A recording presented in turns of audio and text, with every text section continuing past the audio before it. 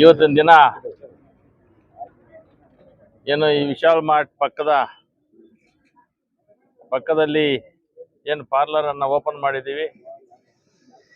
ಈ ಒಂದು ಪಾರ್ಲರ್ ಉದ್ಘಾಟನೆ ಸಮಾರಂಭಕ್ಕೆ ಮುಖ್ಯ ಕೇಂದ್ರ ಬಿಂದು ಆಗಿರ್ತಕ್ಕಂಥ ನಮ್ಮ ಸೀನಿಯರ್ ನಿರ್ದೇಶಕರು ಪಕ್ಷ ಅಧ್ಯಕ್ಷರಾಗಿರ್ತಕ್ಕಂಥ ನಮ್ಮ ನಾಗಣ್ಣವರೇ, ನಮ್ಮ ಶ್ರೀನಿವಾಸ್ ರೆಡ್ಡಿ ಅವರೇ, ನಮ್ಮ ಪ್ರಭಾಕರನ್ ಅವರೇ, ನಮ್ಮ ವಸಂತಣ್ಣವರೇ, ನಮ್ಮ ಬಾಬು ಅವರೇ, ನಮ್ಮ ನರಸಿಂಹರೆಡ್ಡಿ ಅಣ್ಣವರೇ, ಪ್ರತಾಪ್ ಅವರೇ, ನಮ್ಮ ಹಿರಿಯರಾದಂಥ ನಮ್ಮ ವೆಂಕಟಣ್ಣನವರೇ, ರಾಜಾರೆಡ್ಡಿ ಅವರೇ, ಅನೇಕ ನಮ್ಮ ಪಕ್ಷದ ಎಲ್ಲ ನಮ್ಮ ವಂಸನ್ ನಾರಾಯಣ ಅವರೇ, ವೆಂಕಟರಾಮ್ ಅವರೇ, ನಮ್ಮ ಪಮರಳ್ಳಿ ಮಂಜು ಅವರೇ, ಇನ್ನು ನಮ್ಮ ಗುಡಿಪಲ್ಲಿ ಮಾಜಿ ಅಧ್ಯಕ್ಷರಾದಂಥ ನಮ್ಮ ಚಿಟ್ಟಿ ಅವರೇ, ಶೆಫಿ ಅವರೇ, ಭೋಗೇಶ್ ಅವರೇ, ಪ್ರದೀಪ್ ಅವರೇ, ಅದೇ ರೀತಿ ಎಲ್ಲ ನಮ್ಮ ಹಿರಿಯರು, ನಮ್ಮ ಅತ್ತಲ್ ರೆಡ್ಡಣ್ಣವರೇ, ನಮ್ಮ ಬೆಲ್ಲಂ ವೆಂಕಟೇಶ್ ಅವರೇ, ನಮ್ಮ ಮುನ್ರಾಜಣ್ಣವರೇ, ನಮ್ಮ ಸೀನಣ್ಣವರೇ, ಎಲ್ಲ ಮುಖಂಡರು, ನಮ್ಮ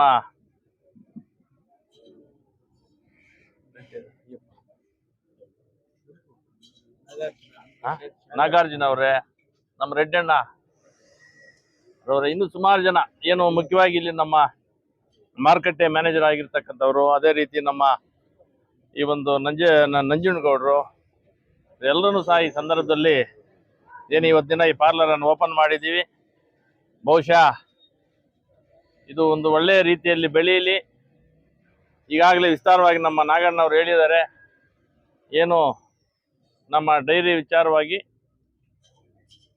ಅದೇ ರೀತಿ ಇನ್ನೂ ಹೆಚ್ಚಿನ ರೀತಿಯಲ್ಲಿ ಮುಂದುವರಿಸ್ಕೊಂಡು ಹೋಗ್ತಾ ಇದೆ ಅಂತ ಈ ಸಂದರ್ಭದಲ್ಲಿ ಹೇಳಲಿಕ್ಕೆ ಬಯಸ್ತೀನಿ. ಈಗಾಗಲೇ ಏನು ನಮ್ಮ ರೈತರು, ಯಾಕಂದ್ರೆ ಮೊನ್ನೆ ಲಾಸ್ಟ್ ಟೈಮ್ ತಾವೆಲ್ಲ ನೋಡಿದ್ರಿ, 2 ರೂಪಾಯಿ ರೈಸ್ ಮಾಡಿದ್ರಿ ಒಂದೊಂದು ಲೀಟ್ರಿಗೆ.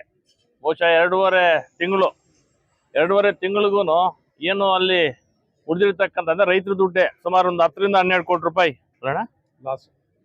ಲಾಸು. 12 ಕೋಟಿ ಹೋಗಿದೆ, ಆಮೇಲೆ 2 ತಿಂಗಳಲ್ಲಿ 8 ಕೋಟಿ ಲಾಸ್. ರೈತರಿಗೆ ಒಂದು 12 ಕೋಟಿ ಕೊಟ್ಟಿದ್ದೀವಿ.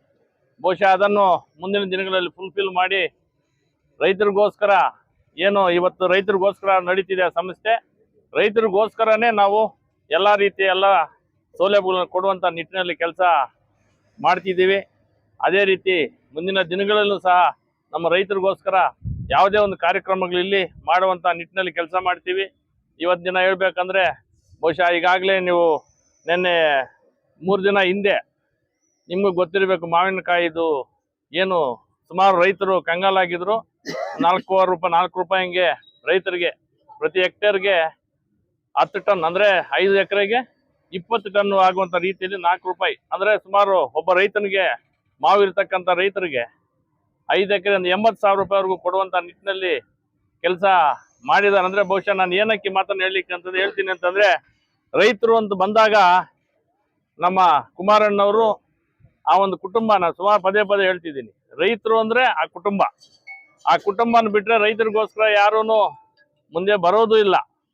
ಬಹುಶಃ ಅವರು ಇರುವ ಒಂದು ಈಗಾಗಲೇ ತಾವು ನೋಡ್ತಾ ಇರ್ತೀವಿ, ಪ್ರತಿನಿತ್ಯ ಬಿಡದಿ ಟೌನ್ಶಿಪ್ ವಿಚಾರ ರೈತರಿಗೋಸ್ಕರ ಎಷ್ಟು ಕಷ್ಟಪಡ್ತಿದ್ದಾರೆ ಅಂತಂದ್ರೆ, ಅಂತ ಒಂದು ಕುಟುಂಬವನ್ನು ಮುಂದಿನ ದಿನಗಳಲ್ಲಿ ತಮ್ಮೆಲ್ಲರ ಒಂದು ಆಶೀರ್ವಾದ ಬೇಕಾಗ್ತದೆ. ನಾನು ಪದೇ ಹೇಳ್ತಾ ಇದ್ದೀನಿ, ಈ ರಾಜ್ಯ ಉಳಿಬೇಕು ಅಂದ್ರೆ, ಈ ರಾಜ್ಯ ಏನಾದರೂ ಮುಂದುವರಿಬೇಕು ಅಂತಂದ್ರೆ ರೈತರು, ಬಡವರು, ಎಲ್ಲಾ ಸಮುದಾಯದ ಜನ ಮುಂದುವರೆದು ಏನಾದರೂ ಇಲ್ಲಿ ಒಂದು ಒಳ್ಳೆಯ ದಿನಗಳು ಬರ್ಬೇಕಂದ್ರೆ ಆ ಒಂದು ಕುಟುಂಬ, ಈ ಕುಮಾರಣ್ಣವರು ಈ ಒಂದು ರಾಜ್ಯದ ಮುಖ್ಯಮಂತ್ರಿ ಆದ್ರೆ ಮಾತ್ರ ಅದು ಸಾಧ್ಯ ಅಂತ ನಾನು ಈ ಸಂದರ್ಭದಲ್ಲಿ ಹೇಳಿಕ್ಕೆ ಬಯಸ್ತಾ ಇದ್ದೀನಿ.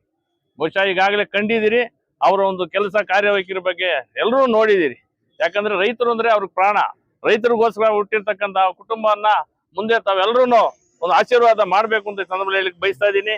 ಅದೇ ರೀತಿ ಇವತ್ತಿನ ದಿನ ಏನು ಈ ಒಂದು ಪಾರ್ಲರ್ ಅನ್ನ ಓಪನ್ ಮಾಡಿದೀವಿ, ಮುಂದೇನು ಸಹ ಈ ಟೌನ್ ಅಲ್ಲಿ ಏನು ನಮ್ಮ ಪಟ್ಟಣದಲ್ಲಿ ಎಲ್ಲಿ ಬೇಕೋ ಅಂದ್ರೆ ಫ್ಲೋಟಿಂಗ್ ಇರ್ತಕ್ಕಂಥ ಜಾಗದಲ್ಲಿ ಎಷ್ಟು ಬೇಕೋ ಕೊಡುವಂತ ನಿಟ್ಟಿನಲ್ಲಿ ಕೆಲಸ ಮಾಡ್ತೀವಿ. ಹಳ್ಳಿಗಾಡಿನಲ್ಲೂ ಅಷ್ಟೇ ರೈತರಿಗೆ ಅನುಕೂಲ ಆಗುತ್ತೆ ತಾನೆ. ರೈತರಿಗೋಸ್ಕರ ಇರ್ತಕ್ಕಂಥ ಈ ಸಂಸ್ಥೆಯನ್ನ ರೈತರಿಗೆ ಅದು ಏನು ಇಲ್ಲಿ ಸಂಪಾದನೆ ಮಾಡಿ ಏನು ಬರ್ತದೋ ಬಹುಶಃ ಅದನ್ನೆಲ್ಲ ರೈತರಿಗೋಸ್ಕರನೇ ಕೊಡುವಂತದ್ದು, ಈ ಸೌಲಭ್ಯಗಳನ್ನು ಕೊಡುವಂತದ್ದು ಅಂತ ಈ ಸಂದರ್ಭದಲ್ಲಿ ಹೇಳ್ತಾ, ಮುಂದೆ ಇನ್ನೂ ಹೆಚ್ಚಿನ ರೀತಿಯಲ್ಲಿ ನಾವು ಇಲ್ಲಿ ಕೆಲಸ ಮಾಡ್ತೀವಿ.